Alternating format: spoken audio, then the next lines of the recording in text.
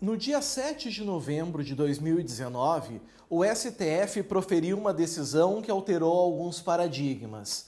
Até 2016, era possível o cumprimento antecipado de pena. O que isso quer dizer? Após decisão de um colegiado em segunda instância, já era possível ordenar que o sujeito iniciasse o seu cumprimento de pena. Foi inclusive o que ocorreu com o ex-presidente Luiz Inácio Lula da Silva. Agora, dia 7 de novembro de 2019, o STF, por 6 votos a 5, alterou esse próprio entendimento. A princípio, a ministra Rosa Weber reviu o seu pensar, né? E alterou o seu voto, e por isso a alteração de paradigma. Agora, algumas coisas ficam no ar, algumas coisas acabam pairando e a gente precisa estabelecer algumas situações. Primeiro, essa decisão do Supremo Tribunal Federal, ela é uma decisão política ou ela é uma decisão jurídica? Muitos vão dizer que a decisão do STF é jurídica, afinal de contas, gera efeitos no mundo jurídico. O que ocorre, senhores, é que se nós formos olhar com uma lupa, com mais cuidado, com mais afinco, nós vamos perceber que existe aqui um caráter político revestido. Vocês podem conferir nas redes sociais de vocês.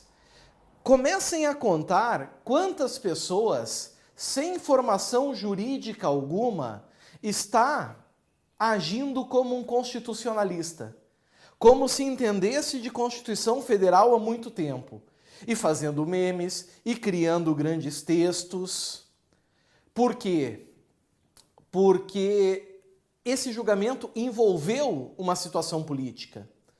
Então não há dúvida que isso mexe com os brios das pessoas e da sociedade.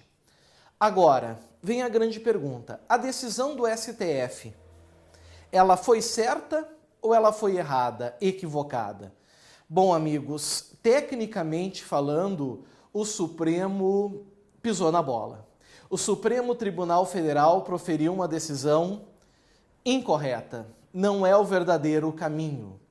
Por que não é o verdadeiro caminho? Porque o que está em jogo nesse julgamento, ou o que estava em jogo nesse julgamento, não era, meus amigos, a presunção de inocência. Não é isso que se estava discutindo. Isso apenas era critério de voto. Se pegarmos o voto do ministro Gilmar Mendes, do Toffoli, Ricardo Lewandowski, ministra Rosa Weber, ministro Marco Aurélio, certo? Se pegarmos o voto de todos esses que votaram pela constitucionalidade do artigo 283 do CPP, todos eles trabalharam a questão da presunção de inocência, prevista no artigo 5º, inciso 57 da Constituição, que diz: ninguém será considerado culpado até o trânsito em julgado de sentença penal condenatória. Então esses ministros pensaram, opa, peraí, se ninguém é considerado culpado até o trânsito em julgado, eu não posso prender as pessoas antes do trânsito em julgado. Esse foi o raciocínio simples, a base dessas ADCs. Foi o básico. Só que feliz mesmo foi os vencidos. Os vencidos, certo? Por quê? Se a gente pegar o voto do ministro Barroso, excelente voto, ministra Carmen Lúcia, ministro Alexandre de Moraes, ministro Fux, certo? E me corrijam se eu repetir, mas ministra Carmen Lúcia, se pegar o voto dos 5, todos eles mostraram a realidade. A essência do julgamento é o artigo 283 do CPP, saber se ele realmente se encaixa não no 5º 57 da Constituição, mas no 5º 51 da Constituição Federal. Aliás, 5º 61, que diz que ninguém será preso senão em flagrante delito ou por ordem escrita e fundamentada de autoridade judiciária competente. Então vejam que a própria Constituição Federal separa a presunção de inocência, no 5º 57, e a possibilidade de prisão, no 5º 61.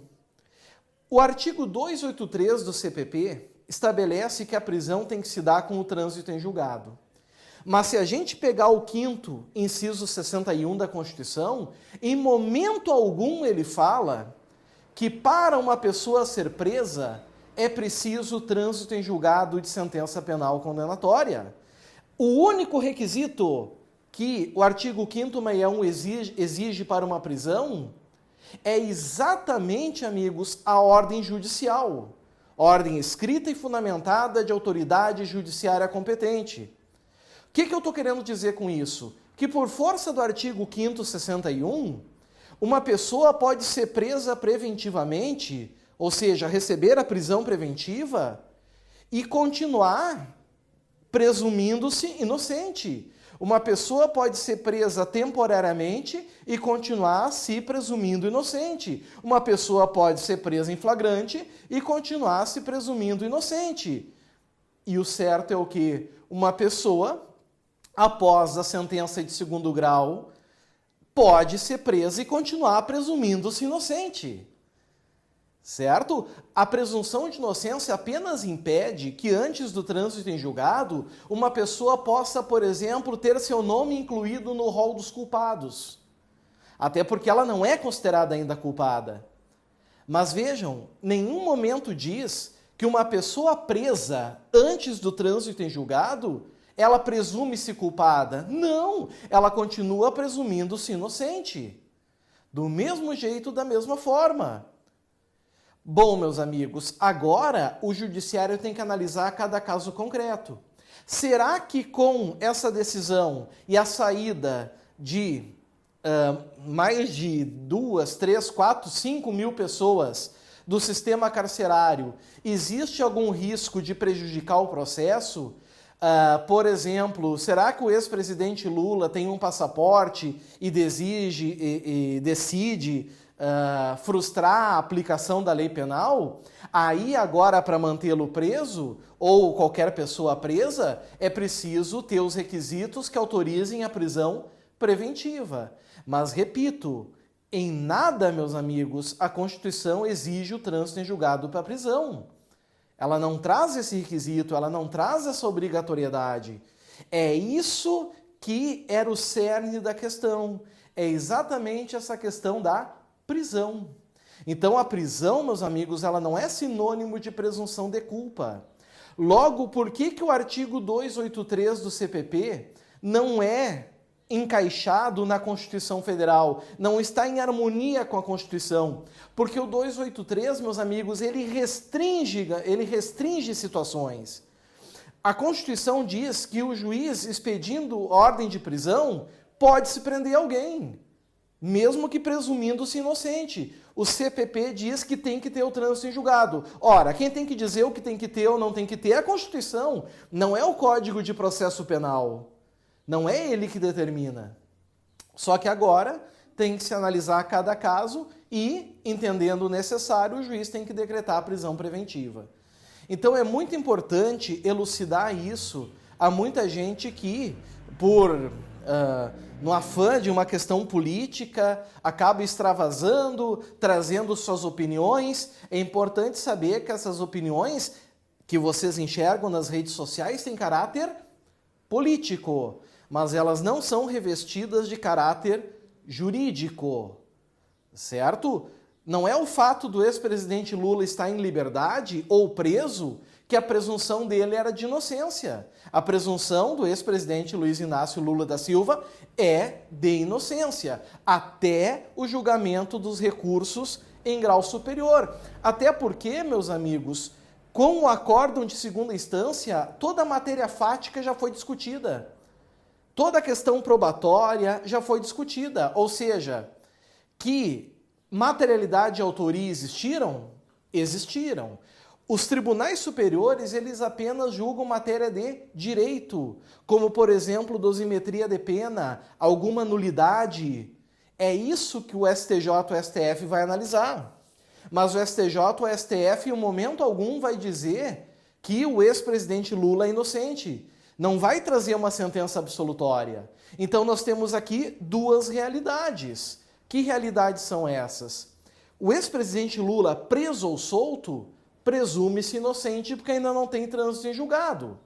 Ele preso, presume-se inocente. Solto, presume-se inocente também. Não é a prisão quem determina isso. É importante que os senhores saibam. Mas a decisão de quinta não foi definitiva, não foi determinante para a saída do ex-presidente. Por quê? Porque desde o dia 9 de setembro já tinha o ex-presidente direito ao regime semiaberto. Então, mesmo que o STF mantivesse o entendimento de que era possível a prisão a partir do acórdão de segunda instância, o ex-presidente Lula apenas diria: aceito o regime semiaberto, e ele estava em liberdade e continuava com a presunção de inocência.